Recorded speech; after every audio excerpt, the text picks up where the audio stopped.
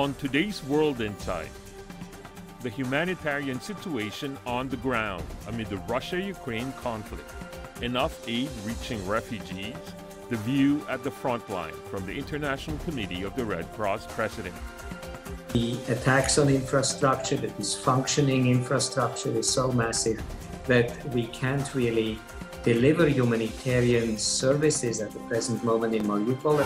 And post-Russia-Ukraine conflict, a new global order? British author and journalist Martin Jacques says Europe will certainly realign its priorities.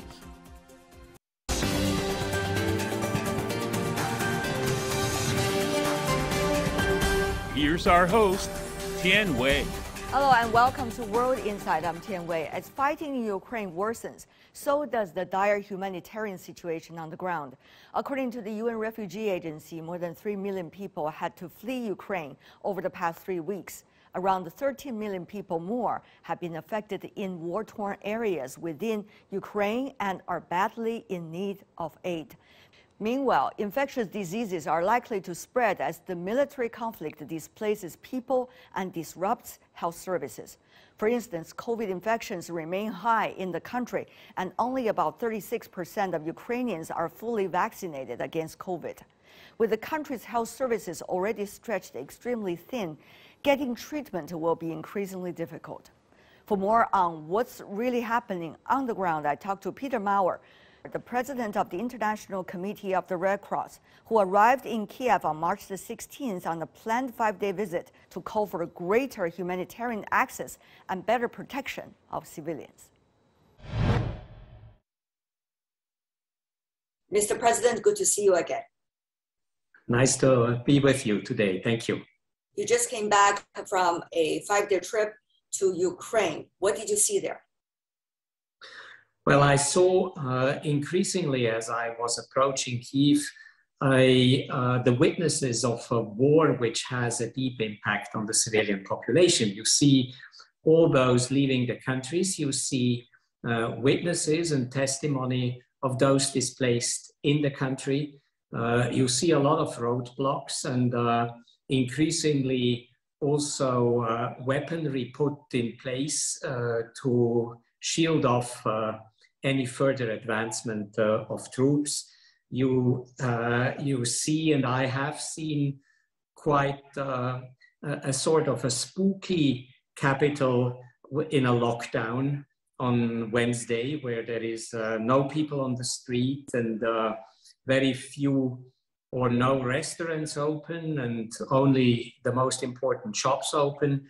So you see indicators of the war, and then during the night in particular, all the nights I spent in Ukraine, you hear the testimonies of battlefields close by, of rockets and artillery being fired in neighborhoods, of sirens going off, and which force you to look to get into shelter.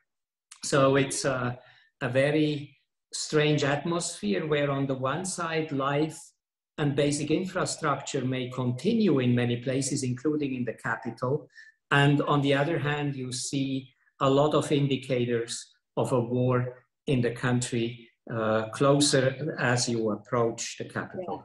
There are several things that, for example, about the humanitarian corridor, both sides have been talking about it. I mean, both sides, the Ukrainian side and also Russian as well. Do you see that is really in the making? It is being maintained, or there are a lot of, should we say, disruptions, if there were any humanitarian corridor? It's obviously difficult to get to agreement, but I wanted to highlight that the ICRC has accompanied twice now long lanes of civilian populations out of Zumi. There was an agreement between the sides, a ceasefire respected.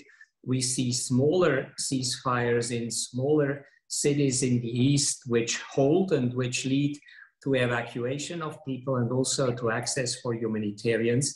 And then we do have the situation around Mariupol, which in terms of political, military, strategic interest is more protracted, more difficult, and where trust between the parties is not at a level which allows for concrete agreements which would be so necessary to make such evacuation routes safe and access routes workable. Now, a lot of them are being trapped in Mariupol. What is their condition? Can you describe it? Do you have ICRC workers or do you have local Ukrainian Red Cross workers there? What do they tell you? Well, what we hear from our colleagues inside, who many of them came out by the end of last week, is of course that the situation has been catastrophic. We ordered them out of Mariupol also because we can't really work anymore in Mariupol. There is nothing we could do, distribute, fix at the present moment because the shelling and the disruption is massive. The attacks on infrastructure, the dysfunctioning infrastructure is so massive that we can't really deliver humanitarian services at the present moment in Mariupol. And that's the reason why our team, by and large, the larger part of our team came out. We still hear, as anybody else has, we hear from conditions which are dire by the day, which are extremely difficult. But I don't see at the present moment any positive dynamics coming to this situation in Mariupol. We see relatively uncoordinated and exits of civilians out of Mariupol, but the situation, of course, inside is extremely difficult. So how do you judge the overall situation in Ukraine? It is not just in certain areas anymore. It's a massive scale of military conflict taking place almost everywhere. Do you see there are still any spots of safety for most of the Ukrainians? Well, there are quite a lot of, I would say, relatively safe spots in the sense that they are not front lines. We all know where the front lines are. They go from Kyiv to the northeast, to the south, and these are unquestionably a lot of front lines on which people are trapped, people are in need, out of which people are displaced. It's no question that these are very dangerous places. And in Kyiv, in the northern neighborhood of the capital, you see how the sort of front line is organized, how destructive it is, how much shelling is taking place, and how much people are impacted by the war close by. Urban warfare in Ukraine is really one of our key concerns at the present moment. A lot of artillery and weaponry is displayed and used in that highly and densely populated area. And that's the reason why we see so much internal displacements and displacements out of Ukraine. But on the other hand, I have also experienced that there is an alert system. Almost the whole country has sirens which alert you when the situation is more dangerous than maybe average. And in that sense, it's also a country which is prepared better than many other contexts in which ICRC is operating. ICRC has been an organization, neutral, independent, and impartial. How during your trip, you've been talking to both sides, to the Ukrainian side and the Russian side? What level of communication are you trying to conduct during your trip? What are some of the major responses, if you can share with us? Well, this trip was, of course, first and foremost designed to talk to the Ukrainian government and to see some of the realities on the ground. I will leave for Moscow tomorrow and will have opportunities also to have government interlocutors in Moscow. What we try as a humanitarian organization is certainly always to talk first to our peers, to the Red Cross organization in Ukraine and in Russia. Secondly, to talk to our line ministry, most of the time the Ministry of Foreign Affairs or the Prime Ministry. We certainly want to talk to the militaries, the chief militaries and the ministers of defense on both sides, because they are critical to allow and to have a license and offer a license for humanitarian worker. There are a lot of practicalities to discuss when you want to assist and protect and ensure respect for the law, but you need to talk to weapons bearers on both sides. What have you talked about in Ukraine? Have you achieved your discussion with all of these different levels of people that you earlier illustrated about? I think we have made very good progress in the understanding and in telling the Ukrainian government what we need, and the Ukrainian government has been very forthcoming to basically offer guarantees and facilities to ICRC to increase its assistance or cooperation.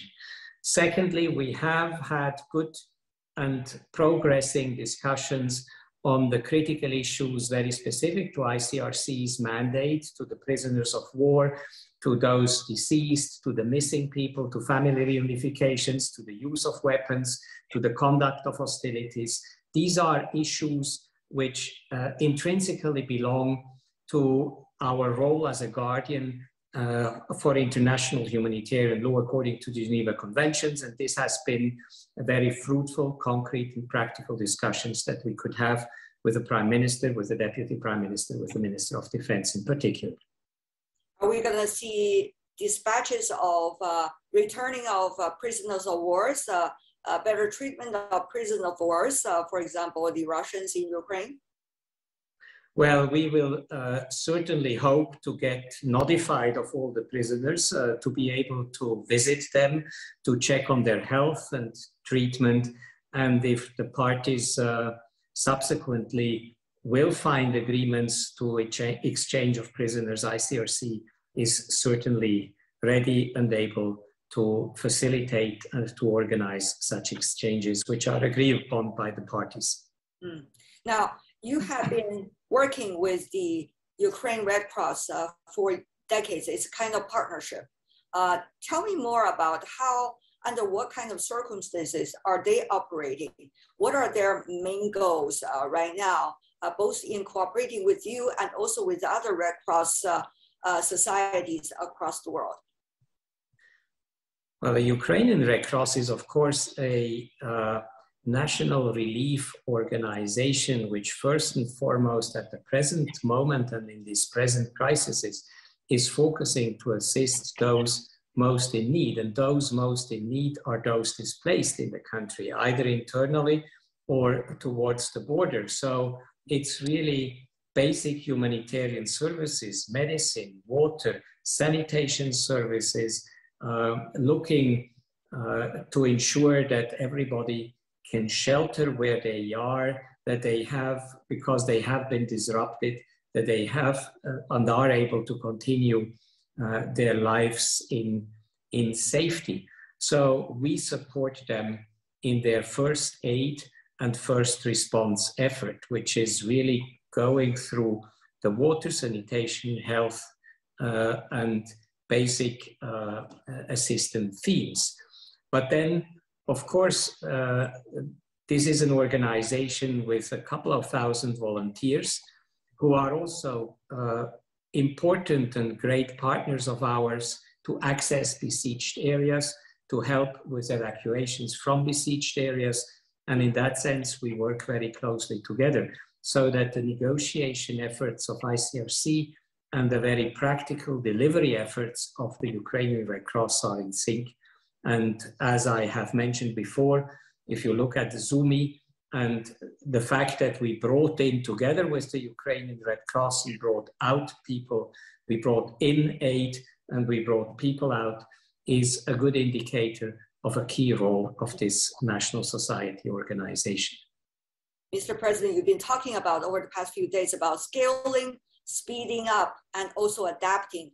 Tell us exactly what you meant briefly. Well, we have doubled our budget. We probably will increase further, and we are planning now, compared to our original budget of 75 million Swiss francs, we probably will spend 250 million Swiss franc at least during that year. That will significantly increase our surface of operation. We will bring people in and specialists in, water specialists and sanitation and electricity specialists to fix damaged installations. We will bring in a pipeline of goods where goods are necessary. We will certainly look with the Ukrainian government and also with other authorities to increase our cash contributions to displaced populations. So these are just some of the activities, but we will try to be flexible. You have been also, Mr. President, fighting, shall I say, quote unquote, the several humanitarian wars, not only in Ukraine, but also on the issue of Yemen. Now, there have been comparison about these two issues. One is attracting extreme large-scale attention, Ukraine. However, Yemen, not really, even though the conflict has been going on for such a long time, including the treatment of the refugees, including the funding being put into it worldwide. So how do you see the differences, Mr. President? What do you have to say about the different hotspot issues and whether people are paying the same amount of attention to all of them? Well, first, it's an issue which has been of concern to us for a very long time. And over the last years, I have continuously advocated to close the gap between attention, need, and finance. This is a triangle which is not a happy triangle in many places of the world. Today, I would advocate to take the threshold of response of Ukraine as the measurement to aspire also in other contexts. So we do appreciate that so many donors have interest in supporting our operations and the humanitarian operation in Ukraine. It would be important that we make proactive efforts to draw the attention of donors to the fact that contributions should not be only for Ukraine, but for Ukraine and everybody else suffering around the world. And we hope that donors, traditional and new donors, will give us flexibility to use this money for Ukraine for what is intended at the present moment, but also to have it used maybe in other contexts where need are, as you rightly say, as important as in Ukraine. China has on Monday announced a 10 million yuan additional aid to Ukraine. Is this going to be done through direct interaction with Ukraine? What is going to be the ICRC's role in terms of working with many different individual countries? Well, at the present moment, we work first and foremost with those countries channeling humanitarian assistance through the ICRC. As you know, there are multiple channels, and on the ground, we will certainly do best efforts to coordinate well with those who are there and bring important contributions. First and foremost, the Red Cross societies of so many countries in the world, whom I have seen on the ground already at the borders of Poland, Hungary, and Romania, and we will continue to do so in the future. Thank you, Mr. President. Thanks a lot. This is World Insight. Coming up in the program, the Russian-Ukraine conflict. What about after it? British author and journalist Martin Jacques says Europe will certainly realign its priorities. Stay tuned. The world is changing fast, taking all our lives with it. But we can change it too, by seeking answers to problems through discussions and debates. On World Insight, I ask direct questions to real people in the know, seek genuine answers, but respect diverse perspectives. Our live global debates tackle the most critical issues head-on. World Insight with Tian Wei go beyond the headlines. Welcome back. This is World Insight with me, Tian Wei. The ongoing Russian-Ukraine conflict has disrupted, among many things, the existing global order. Europe in particular is shifting its priorities, according to the British author and journalist Martin Jacques. His thoughts in our interview here. Now, since we are based in Beijing, we have seen quite a number of calls coming from all over the world for China to play a so-called pivotal role as a mediator, particularly from Washington. So how do you see the nature of these calls? Well, I think it's extremely interesting because who could have imagined 10 years ago China being asked to play this kind of role in this kind of situation? I mean, it is inconceivable. And it is a testament to the extent to which China's importance and profile in the world has grown over this period. So now you have a situation which is absolutely of China's, not of China's making, which is fundamentally a traditional problem in Western terms, which is the relationship between the West and Russia, which is hardly new. It goes back a long time. And China is now being seen as the way in which maybe the two parties can be brought together and to reach some kind of agreement. The reason why China can play this role is, one, because it is so important, and secondly, because it has good relations with both Russia and the Ukraine. A mediator has to be able to speak to both parties. What has been this relationship between the West and Russia? The problems in the relationship have been going on for a very long time. I mean, basically since the 1917 revolution, if one takes the whole historical sweep of it. But the key moment is obviously the disintegration of the Soviet Union in 1991 and the American response to this. And I think looking back on it now, it's clear that America made two absolutely cardinal errors after 1991. What do you mean?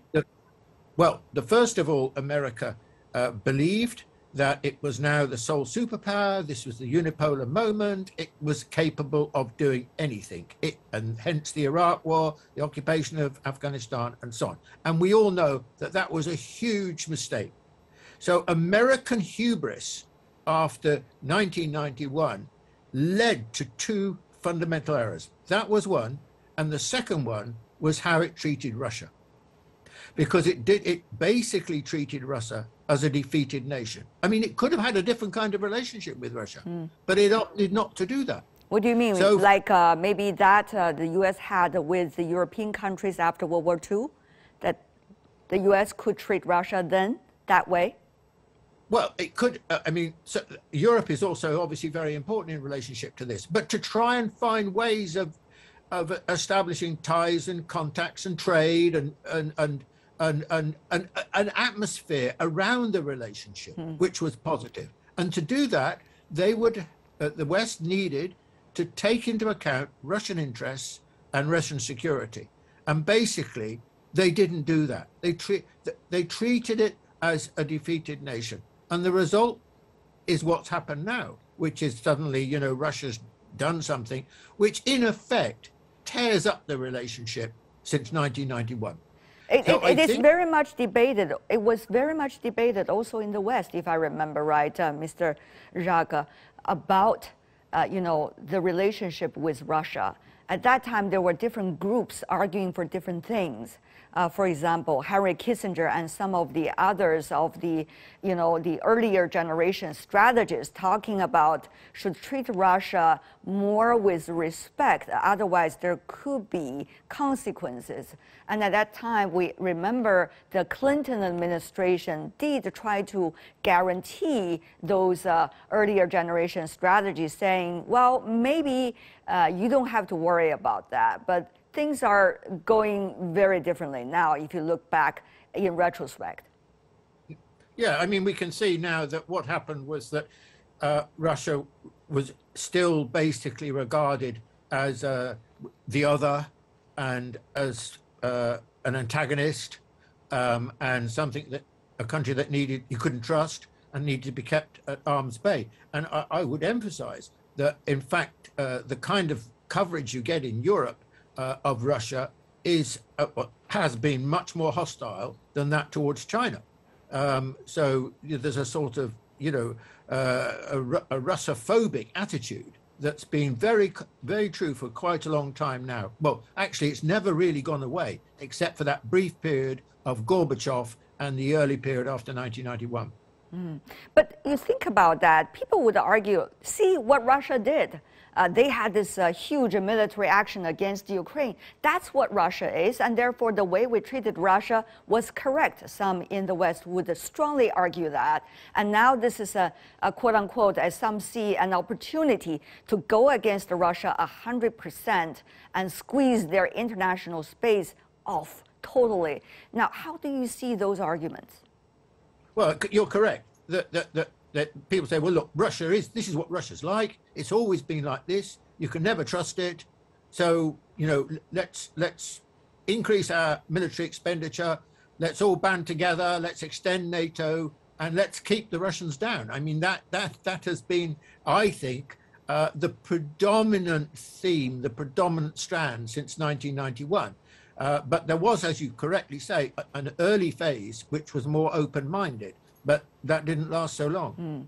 But how do you see so-called ideas of Europe in this regard vis-a-vis that of Washington? Do you see much difference? Do you see much independent thinking from Brussels or other capitals?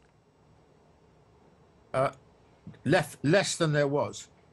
I think that this moment marks a closing of the ranks between the US and Europe.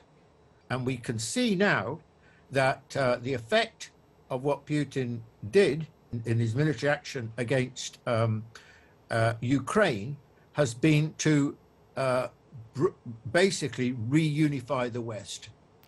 Martin Jacques, always a pleasure, sir. Thank you so much. That's all the time we have for today. If you'd like to know more, search World Insight. Check out our YouTube channel.